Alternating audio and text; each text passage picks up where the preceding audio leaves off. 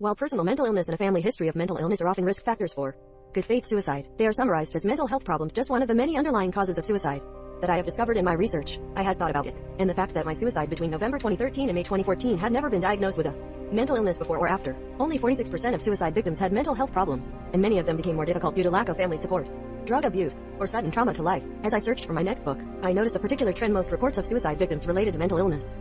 We must be very careful when we trigger a mental illness at every suicide. What I missed was the fact that even though I was suicidal, it was because of mental anguish and not because of mental illness. The diagnosis of anyone with a mental illness actually aggravates the stigma of suicidal behavior and mental health. It turned out that I owed $329,000 in corporate taxes to the tax authorities. Somehow, my ex-husband and ex-office manager had not paid taxes on my practice. And since I was the sole owner and proprietor, the IRS took every penny I had from every bank account I had. These were people who had never had a previously recorded mental illness.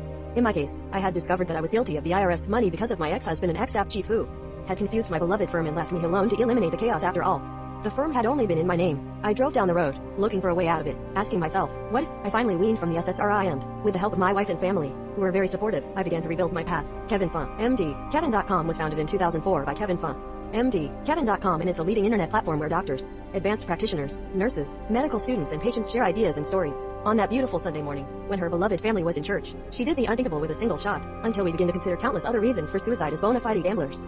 Suicide rates will not soon decline. I reinserted it. It was a mistake, and I have already composed the words I would have for the operator when I called and complained that the machine had no money left during this important week.